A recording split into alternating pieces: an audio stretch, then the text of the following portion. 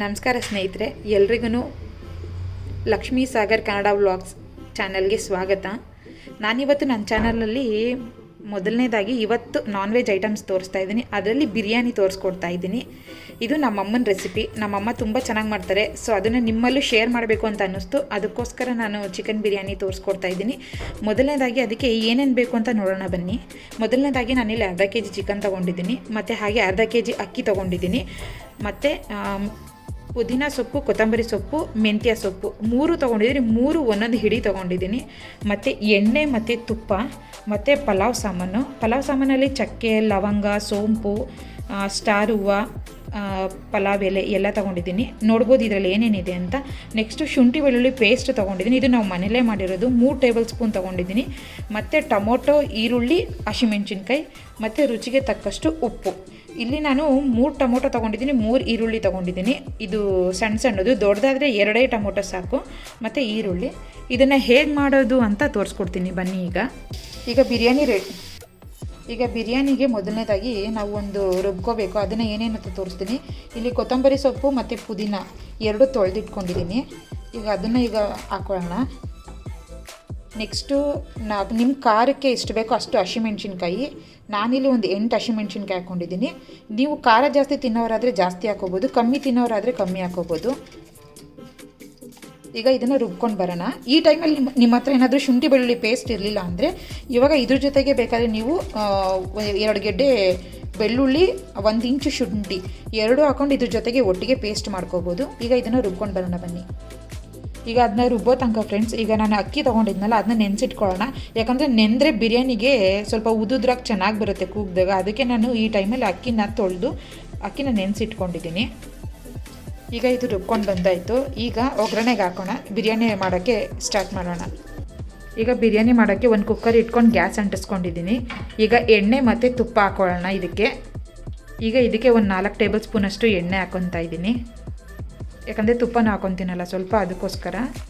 ನೀವು ಎಣ್ಣೆ ತುಪ್ಪ ಕಮ್ಮಿ ಯೂಸ್ ಮಾಡೋರಾದರೆ ಇನ್ನೂ ಕಮ್ಮಿ ಹಾಕೋಬೋದು, ಯಾಕಂದರೆ ಚಿಕನಲ್ಲೂ ಕೂಡ ಸ್ವಲ್ಪ ಎಣ್ಣೆ ಬಿಡುತ್ತಲ್ಲ, ಅದಕ್ಕೋಸ್ಕರ. ಈಗ ಇದಕ್ಕೆ ತುಪ್ಪ ಹಾಕ್ಕೊಂಡಿದ್ದೀನಿ. ಎಣ್ಣೆ ಹಾಕ್ಕೊಂಡಿದ್ದಾದಮೇಲೆ ತುಪ್ಪ ಹಾಕ್ಕೊಂಡಿದ್ದೀನಿ. ಈಗ ಒಂದೊಂದಾಗಿ ನಾನು ತೋರಿಸಿದ್ನಲ್ಲ ಪಲಾವ್ ಸಾಮಾನು, ಅದೆಲ್ಲ ಹಾಕ್ಕೊತಾ ಇದ್ದೀನಿ. ಈಗ ಅದೆಲ್ಲ ಹಾಕ್ಕೊಂಡು ಒಂದು ಸಲ ಫ್ರೈ ಮಾಡ್ಕೊಳ್ಳೋಣ. ಈಗ ಅದಾದಮೇಲೆ ಕಟ್ ಮಾಡಿ ಇಟ್ಕೊಂಡಿದ್ದೀನಲ್ಲ ಆ ಈರುಳ್ಳಿ ಹಾಕ್ಕೋತಾ ಇದ್ದೀನಿ. ಈರುಳ್ಳಿ ಹಾಕೊಂಡ್ಮೇಲೆ ಒಂದು ಸಲ ಈ ಥರ ಫ್ರೈ ಮಾಡ್ಕೊಳ್ಳೋಣ. ಅದು ಕೆಂಪಗಾಗೋವರೆಗೂ ಚೆನ್ನಾಗಿ ಫ್ರೈ ಮಾಡ್ಕೊಳ್ಳಿ. ಈಗ ಈರುಳ್ಳಿ ಚೆನ್ನಾಗಿ ಫ್ರೈ ಆಗಿದೆ. ಈಗ ರುಬ್ಕೊಂಡಿರೋ ಮಸಾಲೆ ಹಾಕ್ತಾಯಿದ್ವಿ. ಅದು ರುಬ್ಕೊಂಡಿರೋ ಮಸಾಲೆ ಜೊತೆಗೆ ಶುಂಠಿ ಬೆಳ್ಳುಳ್ಳಿ ಪೇಸ್ಟು ಕೂಡ ಆ್ಯಡ್ ಮಾಡ್ತಾಯಿದ್ವಿ. 2 ಒಟ್ಟಿಗೆ ಹಾಕ್ಕೊಳ್ಳಿ. ಇಲ್ಲಾಂತಂದರೆ ಮೊದಲು ಶುಂಠಿ ಬೆಳ್ಳುಳ್ಳಿ ಪೇಸ್ಟ್ ಹಾಕ್ಕೊಂಡು ಒಂದು 2 ನಿಮಿಷ ಇದು ಮಾಡಾದಮೇಲೆ ರುಬ್ಬಿರೋ ಮಸಾಲೆ ಹಾಕೋಬೋದು. ಇದು ರುಬ್ಬಿರೋ ಮಸಾಲೆ. ನಾನು ಆಗಲೇ ಹಾಕಿದ್ದು ಶುಂಠಿ ಬೆಳ್ಳುಳ್ಳಿ ಪೇಸ್ಟು. ಅದೇನಾಗೋಯ್ತು, ಗ್ರೀನ್ ಕಲರ್ ಸ್ಪೂನ್ ಇತ್ತಲ್ಲ, ಸೊ ಅದಕ್ಕೆ ನಾನು ಕನ್ಫ್ಯೂಸ್ ಆಗಿ ಹೇಳ್ಬಿಟ್ಟೆ. ಫಸ್ಟು ಶುಂಠಿ ಬೆಳ್ಳುಳ್ಳಿ ಪೇಸ್ಟ್ ಹಾಕ್ಕೊಳ್ಳಿ, ಆಮೇಲೆ ಈಗ ರುಬ್ಬಿರೋ ಮಸಾಲೆ ಹಾಕೋತಾ ಇದ್ದೀನಿ. ಹಾಕ್ಕೊಂಡು ಇದನ್ನು ಚೆನ್ನಾಗಿ ತಿರುಗಿಸ್ಕೊಂಡು ಒಂದು 5 ನಿಮಿಷ ಬೇಯಿಸ್ಕೊಳ್ಳಿ. ಅದ್ರ ಸೊಪ್ಪುದು ಹಸಿ ವಾಸನೆ ಹೋಗಬೇಕು. ಎಣ್ಣೆ ಸೈಡಲ್ಲಿ ಬಿಡಬೇಕು. ಬಿಡೋ ಅಷ್ಟೊತ್ತು ಇದನ್ನು ಸ್ವಲ್ಪ ಸಿಮ್ಮಲ್ಲಿ ತಿರುಗಿಸ್ಕೊಳ್ಳಿ, ಇಲ್ಲಾಂದರೆ ಸೀದೋಗುತ್ತೆ. ಅದಕ್ಕೋಸ್ಕರ ಈಗ ನಿಮಗೆ ಕಾಣಿಸ್ತಾ ಇರ್ಬೋದು ಎಣ್ಣೆ ಹಿಂಗೆ ಬಿಟ್ಟಿದೆ ಅಂತ ಹೇಳ್ಬಿಟ್ಟು. ಈಗ ಇದಕ್ಕೆ ಚಿಕನ್ ಆ್ಯಡ್ ಮಾಡ್ಕೊತೀವಿ.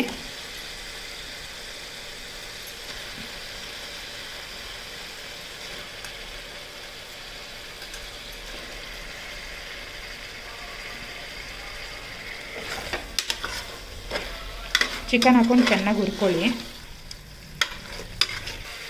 ಇದು ಮಸಾಲೆಲೇ ಒಂದು 5 ನಿಮಿಷ ಬಿಡಿ. ಚಿಕನ್ ಸ್ವಲ್ಪ ಚೆನ್ನಾಗಿ ಅಬ್ಸರ್ವ್ ಮಾಡ್ಕೊಳ್ಳಿ. ಯಾಕಂತಂದರೆ ಕೂಗಬೇಕಾದ್ರೆ ಅಕ್ಕಿ ಎಲ್ಲ ಹಾಕಿದಾಗ ಅಕ್ಕಿ ಹಿಡ್ಕೊಬಿಡುತ್ತೆ. ಸೊ ಚಿಕನ್ಗೂ ಸ್ವಲ್ಪ ಮಸಾಲೆ ಹಿಡಿಬೇಕಲ್ವ, ಇದ್ರ ಹಸಿಮೆಣ್ಸಿನ್ಕಾಯ್ದು ಎಲ್ಲನೂ. ಅದಕ್ಕೆ ಒಂದು 5 ನಿಮಿಷ ಚೆನ್ನಾಗಿ ತಿರುಗಿಸ್ಕೊಂಡು ಹಾಗೆ ಬೇಯಿಸ್ಕೊಳ್ಳಿ ಒಂದು 5 ನಿಮಿಷ. ಈಗ ಇದಕ್ಕೆ ಮೆಂತ್ಯ ಸೊಪ್ಪು ಆ್ಯಡ್ ಮಾಡ್ಕೊತಾ ಇದ್ದೀವಿ.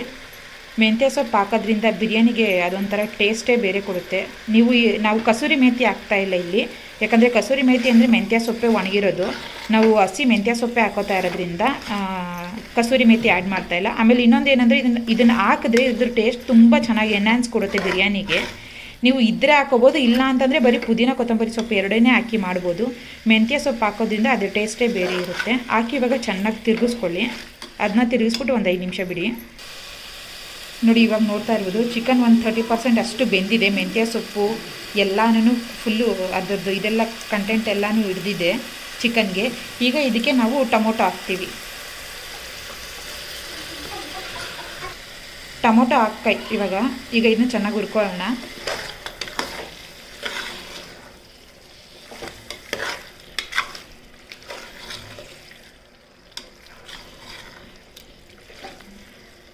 ಈಗ ಇದಕ್ಕೆ ಉಪ್ಪು ಆ್ಯಡ್ ಮಾಡ್ಕೊತಾ ಇದ್ದೀವಿ. ಉಪ್ಪು ಹಾಕೋದ್ರಿಂದ ಏನಂದರೆ ಟೊಮೊಟೊ ಒಂದು ಚೆನ್ನಾಗಿ ಬೇಯುತ್ತೆ, ಪ್ಲಸ್ ಚಿಕನ್ಗೆ ಉಪ್ಪು ಚೆನ್ನಾಗಿ ಹಿಡಿಯುತ್ತೆ. ಸೊ ಅದಕ್ಕೋಸ್ಕರ ಈ ಟೈಮಲ್ಲಿ ಉಪ್ಪು ಹಾಕೊಂಡು ತಿರುಗಿಸ್ಕೊತಾ ಇದ್ದೀವಿ.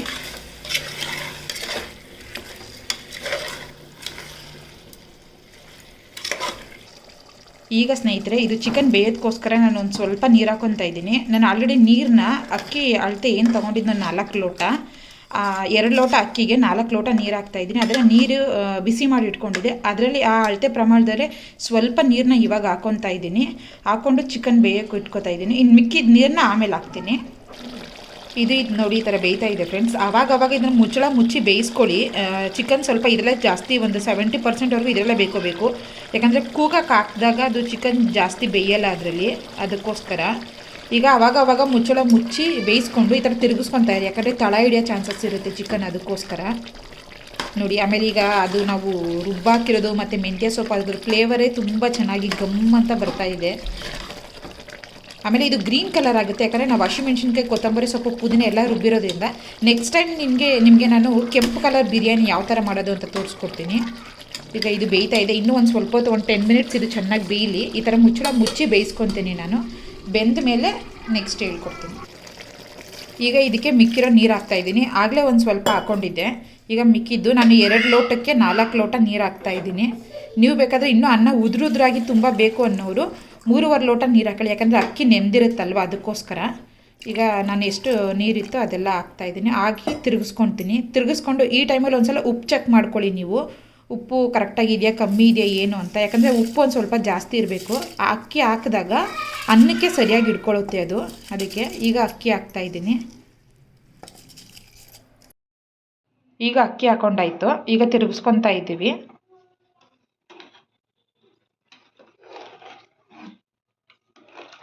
ನಾನು ಆಗಲೇ ಹೇಳ್ದಂಗೆ ಉಪ್ಪು ಒಂದ್ಸಲ ಚೆಕ್ ಮಾಡ್ಕೊಳ್ಳಿ ಈ ಟೈಮಲ್ಲಿ. ನಿಮಗೆ ಉಪ್ಪು ಯಾವ ಥರ ಬೇಕು, ಕಮ್ಮಿ ತಿನ್ನೋರು ಕಮ್ಮಿ ಹಾಕ್ಕೊಂಡು ಅಡ್ಜಸ್ಟ್ ಮಾಡ್ಕೊಳ್ಳಿ. ಇವಾಗ ಅಡ್ಜಸ್ಟ್ ಮಾಡ್ಕೊಂಡು ಈಗ ಆದಮೇಲೆ ಈಗ ಕುಕ್ಕರ್ ಲಿಡ್ನ ಕ್ಲೋಸ್ ಮಾಡ್ತಾಯಿದ್ದೀನಿ. ಕ್ಲೋಸ್ ಮಾಡಿ 2 ವಿಷಲ್ ತೊಗೊತಾ ಇದ್ದೀನಿ ನಾನು. ಅನ್ನ ಆವಾಗ ಉದ್ದುದ್ರಾಗಿ ಬರುತ್ತೆ, ಯಾಕಂದರೆ ಅಕ್ಕಿ ನೆನೆಸ್ಕೊಂಡಿದ್ದೀವಲ್ವ, ಅದಕ್ಕೋಸ್ಕರ. ಈಗ 2 ವಿಷಲ್ ಆದಮೇಲೆ ಬಿರಿಯಾನಿ ಯಾವ ಥರ ಬಂದಿದೆ ಅಂತ ನಿಮಗೆ ತೋರಿಸ್ಕೊಡ್ತೀನಿ. ಈಗ ಇದಾಗಿದೆ, ವಿಷಲ್ ಡೌನ್ ಆಗಿದೆ. ಈಗ ಬಿರಿಯಾನಿ ಹೇಗೆ ಬಂದಿದೆ ಅಂತ ತೋರಿಸ್ತೀನಿ, ನೋಡೋಣ ಬನ್ನಿ. ಈಗ ಆಗಿದೆ ನೋಡಿ, ಎಷ್ಟು ಚೆನ್ನಾಗಿ ಕಾಣಿಸ್ತಾ ಇದೆ. ನಿಮಗೆ ಕಾಣಿಸ್ತಾ ಇರ್ಬೋದು ಬಿರಿಯಾನಿ ಆಗಿರೋದು. ಎಷ್ಟು ಉದ್ದುದ್ರಾಗಿ ಬಂದಿದೆ ನೋಡಿ. ನಾನು ಹೇಳಿದ್ನಲ್ಲ ಆ ಥರ 2 ವಿಷಲ್ ಬರ್ಸ್ಕೊಳ್ಳಿ. ನೀರು ಅಷ್ಟೇ, ನಾನು 2 ಲೋಟಕ್ಕೆ 4 ಲೋಟ ಹಾಕ್ಕೊಂಡಿದ್ದೆ, ಆದ್ದರಿಂದ ಅನ್ನ ಎಷ್ಟು ಉದ್ದುದ್ರಾಗಿ ಬಂದಿದೆ. ಸ್ನೇಹಿತರೆ, ಬಿರಿಯಾನಿ ರೆಡಿಯಾಗಿದೆ. ನಾನು ತಟ್ಟೆಯಲ್ಲಿ ಸರ್ವ್ ಮಾಡಿದ್ದೀನಿ. ಹೇಗೆ ಕಾಣಿಸ್ತಾ ಇದೆ ನೋಡ್ಬೋದು. ಟೇಸ್ಟ್ ಕೂಡ ಅಷ್ಟೇ ತುಂಬ ಚೆನ್ನಾಗಿ ಬಂದಿತ್ತು. ನಾನು ಇದನ್ನು ನಿಮಗೆ ರೆಕಮೆಂಡ್ ಮಾಡ್ತೀನಿ. ಎಲ್ಲರೂ ಮನೇಲಿ ಒಂದ್ಸಲ ಟ್ರೈ ಮಾಡಿ ಕಮೆಂಟ್ ಮಾಡಿ ಹೇಗಾಗಿತ್ತು ಬಿರಿಯಾನಿ ಅಂತೇಳಿ. ಮತ್ತು ಯಾರೆಲ್ಲ ನನ್ನ ಚಾನಲ್ನ ನೋಡ್ತಾ ಇದ್ದೀರೋ ಅವರು ಪ್ಲೀಸ್ ಸಬ್ಸ್ಕ್ರೈಬ್ ಮಾಡ್ಕೊಂಡು ನೋಡಿ. ಹಾಗೆ ಲೈಕ್ ಮಾಡಿ, ಶೇರ್ ಮಾಡಿ, ನಿಮ್ಮ ಫ್ಯಾಮಿಲಿ ಫ್ರೆಂಡ್ಸ್ ಜೊತೆಗೂ ಕೂಡ ಶೇರ್ ಮಾಡಿ. ಹಾಗೆ ಹೇಗೆ ಬಂದಿತ್ತು ಅಂತ ಮರೀದೇ ಕಮೆಂಟ್ ಮಾಡಿ. ನನ್ನ ಚಾನಲ್ಗೆ ಯಾರ್ಯಾರು ಸಬ್ಸ್ಕ್ರೈಬ್ ಆಗಿದ್ರೋ ಅವ್ರಿಗೆಲ್ಲ ತುಂಬ ಧನ್ಯವಾದಗಳು. ನಾಳೆ ಮತ್ತೆ ಇನ್ನೊಂದು ಹೊಸ ರೆಸಿಪಿ ಜೊತೆಗೆ ನಿಮ್ಮನ್ನು ಭೇಟಿ ಆಗ್ತೀನಿ. ಧನ್ಯವಾದಗಳು ಸ್ನೇಹಿತರೆ.